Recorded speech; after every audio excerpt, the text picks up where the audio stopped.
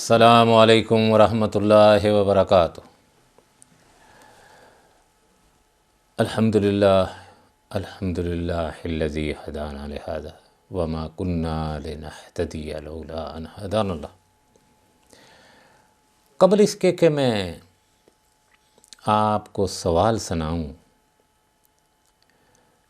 ہم کیونکہ اللہ کے توفیق اور اس کے فضل سے دعویٰ میں کام کرتے ہیں، لوگ سوال کرتے ہیں بے شمار۔ سب سے زیادہ سوالات جو ہوتے ہیں اللہ رب العزت کی ذات اور اس کی شان کے بارے میں، کیونکہ شیطان جو ہے نا بہت بڑی طاقت ہے۔ اللہ رب العزت نے اس کو طاقت دی ہے اپنے بندوں کا امتحان لینے کے لیے، بہت بڑی طاقت ہے اس کے پاس۔ وہ وسوسے ڈال دیتا ہے لوگوں کے دلوں میں۔ لیکن شیخ کو کسی نے سوال کیا کہ ایک شخص کے دل میں شیطان نے اللہ عز و جل کے بارے میں بہت زیادہ وسوسے پیدا کر دیے اور وہ اس سے بہت ڈرتا ہے، تو اس سلسلے میں شیخ فضیلت الشیخ آپ رہنمائی فرمائیے۔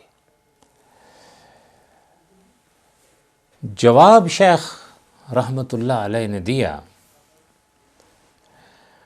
کہ سائل کے بارے میں جو یہ ذکر کیا گیا ہے کہ وہ ان وسوسوں کے نتائج سے بہت ڈرتا ہے، تو اس کو چاہیے کہ ان وسوسوں کے نتائج سے نہ ڈرے، کیونکہ اس کے لیے تو یہ خوشخبری کی بات ہے۔ سن لو، شیطان جو اللہ کے بارے میں مومن کے دل میں وسوسے ڈالتا ہے، یہ مومن کے لیے خوشخبری کی بات ہے کہ ان کے نتائج اچھے ہی ہوں گے۔ ان وسوسوں کے ذریعے سے شیطان مومنوں پر حملہ آور ہوتا ہے تاکہ ان کے دلوں میں صحیح عقیدے کو خراب کر دے اور انہیں نفسیاتی و فکری قلق و اضطراب میں مبتلا کر دے، تاکہ ان کا ایمان خراب ہو جائے، بلکہ اگر وہ سچے مومن ہیں تو ان کی زندگی کو ہی خراب کر دے، پاگل کر دے اس کو۔ اہل ایمان کو پیش آنے والی یہ کوئی پہلی یا آخری بات نہیں ہے، بہت بڑی بات کہی شیخ نے۔ اہل ایمان کو پیش آنے والے اہل ایمان جب لا الہ الا اللہ محمد رسول اللہ پڑھ لیتا ہے نا، امتحان شروع ہو جاتے ہیں۔ کبھی اس کو امتحان اس ملک کی حکومت سے ہوتے ہیں، کبھی ان کے بڑے لوگوں سے ہوتے ہیں، کبھی رشتہ داروں سے ہوتے ہیں، کبھی بہن بھائیوں سے امتحان، اور سب سے بڑا جو دشمن ہے شیطان، اللہ اور رسول کا ظاہری دشمن، اس سے وسوسے پیدا ہو جاتے ہیں۔ بلکہ جب تک دنیا میں کوئی مومن ہے اس طرح کی باتیں پیش آتی رہیں گی۔ حضرت صحابہ کرام رضی اللہ تعالی عنہم، یہ بات یاد رکھنا کہ صحابی ایک ہو تو کہیں گے رضی اللہ تعالی عنہ، دو ہوں گے رضی اللہ تعالی عنہما، زیادہ ہوں گے تو رضی اللہ تعالی عنہم، کو بھی اس طرح کی باتوں کا سامنا کرنا پڑتا تھا۔ حضرت ابو ہریرہ سے روایت ہے کہ صحابہ کرام میں سے کچھ لوگ نبی اکرم صلی اللہ علیہ وسلم کی خدمت میں حاضر ہوئے اور انہوں نے آپ سے پوچھا کہ ہم اپنے دلوں میں بعض ایسی باتیں پاتے ہیں کہ ہم میں سے کوئی انہیں زبان پر لانا بھی گراں سمجھتا ہے، دل میں سوچتے رہتے ہیں۔ آپ نے فرمایا آوا قد وجدتموہ قالوا نعم قال ذاک صریح الایمان، کیا تم اس چیز کو پاتے ہو؟ انہوں نے کہا جی ہاں۔ آپ نے فرمایا یہی ایمان صریح ہے۔ ایک دوسری روایت میں نبی اکرم صلی اللہ علیہ وسلم نے فرمایا یأتی شیطان احدکم فیقول من خلق ھذا، شیطان تمہاری طرف آتا ہے اور کہتا ہے کہ اس کو کس نے پیدا کیا ہے؟ من خلق ھذا، اور اس کو کس نے پیدا کیا؟ حتی یقول من خلق ربک، اور کبھی کہتا ہے کہ من خلق ربک، تیرے رب کو کس نے پیدا کیا؟ فَإِذَا بَلَغَهُ فَلْيَسْتَعِذْ بِاللَّهِ، اگر کسی کو ایسے ہو تو وہ اللہ رب العزت کی پناہ مانگے، اللہ کی پناہ مانگے، وَلْيَنْتَهِ، اور اس سے رک جائے۔ حضرت عبداللہ بن عباس کو حضرت عبداللہ بن عباس رضی اللہ تعالیٰ عنہ سے روایت ہے کہ نبی اکرم صلی اللہ علیہ وسلم کی خدمت میں حاضر ہو کر ایک شخص نے عرض کیا میرے دل میں ایسے خیال آتے ہیں کہ انہیں زبان پر لانے سے مجھے یہ بات پسند ہے کہ میں جل کر راخ ہو جاؤں، کوئلہ ہو جاؤں۔ نبی اکرم صلی اللہ علیہ وسلم نے یہ سن کر فرمایا الحمدللہ الذی رد امرہ الی الوسوسہ، سب تعریفیں اس اللہ کے لیے ہیں جس نے اس کے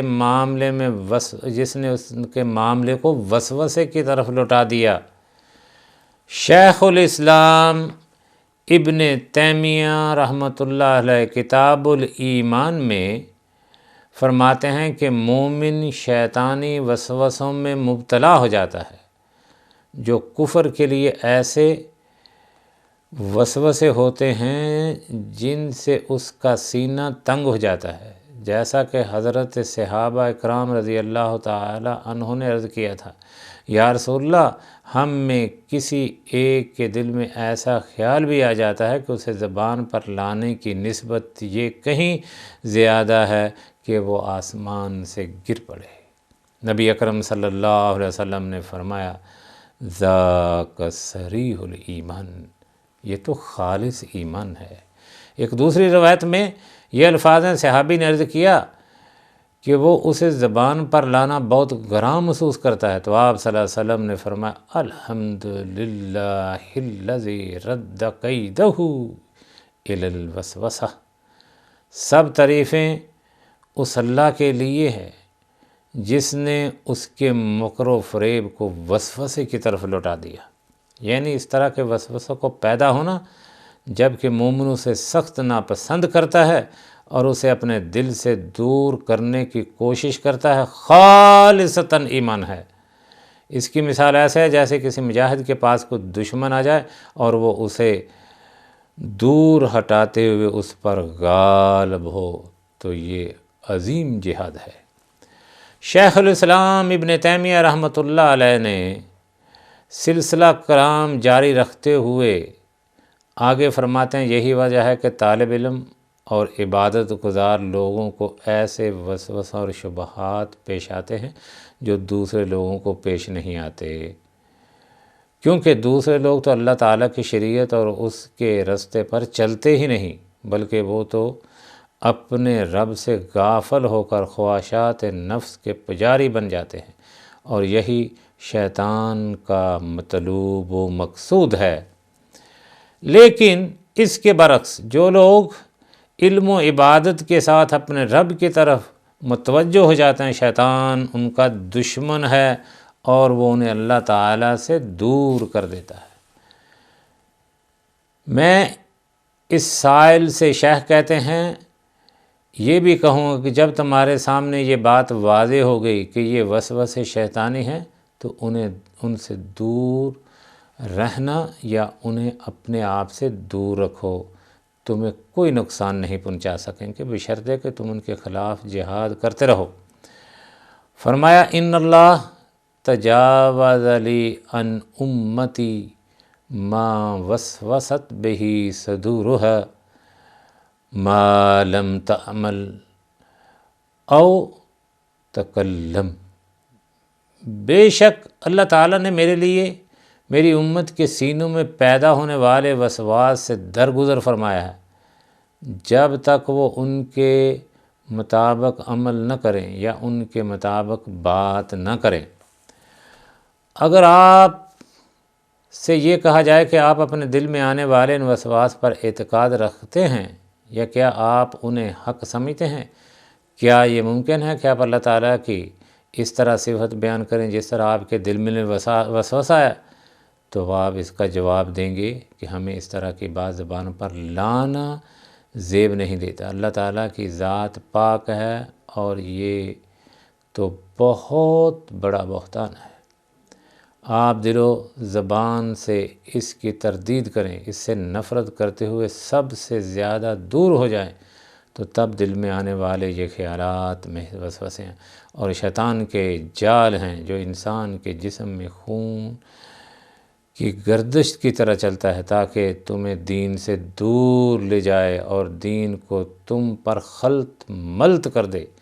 یہی وجہ ہے کہ معمولی اور حقیر باتوں کے بارے میں شیطان تمہارے دلوں میں شک و شبہات پیدا نہیں کرتا۔ مثلا تم ہمیشہ دنیا کے ان بڑے بڑے شہروں کے بارے میں سنتے رہتے ہو کہ ایک شہر بہت بڑا ہے، اس میں بہت آبادی ہے، یقین کر لیتے ہو کیونکہ اس میں شیطان کو کوئی فائدہ نہیں۔ آپ کے کبھی دل میں نہیں آیا یہ قصہ بیان کر رہا ہے فلاں شہر کا، ادھر سفید رنگ کے لوگ ہیں یا بہت امیر ہیں، آپ کہتے ہیں نہیں ادھر تو کھنڈرات ہیں، لوگ بھوکے مر رہے ہیں، فکر کبھی نہیں، اسی وقت یقین کر لیں گے کیوں نہ اس بارے میں کبھی شیطان نے وسوسہ ڈالا، سنا اور آپ نے اس کو مان لیا۔ لیکن شیطان ان باتوں میں آپ کو وسواس میں ڈالتا ہے جس میں ایمان کو خطرہ ہو۔ نبی اکرم صلی اللہ علیہ وسلم نے ہمارے لیے ایک مفید دعا کی نشاندہی کی کہ جو موجب شفا ہے، اور وہ یہ ہے کہ آپ نے فرمایا کہ وسوسے کی حالت میں انسان اعوذ باللہ پڑھ لے اور وسوسے کو ترک کر دے۔ جب انسان وسوسے کو ترک کر کے اللہ تعالیٰ کی عبادت میں لگا رہے گا تو یہ وسوسے دور ہو جائیں گے۔ ان وسوسوں کا سب سے بڑا علاج اپنے رب پر پختہ ایمان، یقین اور عبادت میں مگن رہنا اور قرآن کی تلاوت کرنا۔ انشاءاللہ تعالی شیطان سے انسان بچے گا، اور یہ محض خیالات اور وسوسے ہیں جن کی کوئی اصل نہیں۔ کسی شخص نے اپنے کپڑے کو دھویا ہو اور اس کا لباس پاک صاف ہو مگر اس کے دل میں بار بار یہ خیال ہے کہ شاید اس کا کپڑا پاک نہیں، شاید ایسے کپڑے میں نماز نہیں ہوتی، تو اس صورت میں اس طرح کے وسوسوں کی طرف کوئی توجہ نہیں دینی چاہیے۔ اور سب سے اہم ترین بات یہ ہے کہ جب ایسے وسوسے آئیں اعوذ باللہ پڑھ کے شیطان سے پناہ لیں اور اپنے رب کی حفظ و ایمان میں ہو جائیں۔ اللہ رب العزت حفاظت فرمائے گا۔ وصلی اللہ علی النبی۔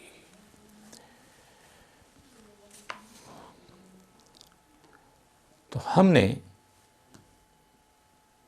اس بات کو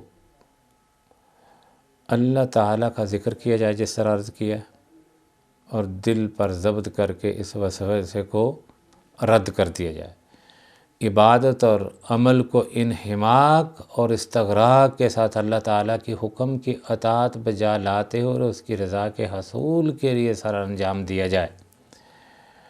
اللہ تعالیٰ سے کثرت کے ساتھ دعا اور التجا بھی کی جائے کہ وہ اپنے فضل و کرم کے ساتھ ان وسوسوں سے محفوظ رکھے۔ اور میں دعا کرتا ہوں کہ اللہ تعالیٰ ہم کو اور ہمارے تمام مسلمان بھائیوں کو برائی اور ہر ناپسندیدہ بات سے عافیت اور سلامتی عطا فرمائے۔ اللہم صلی علی محمد وعلی آل محمد.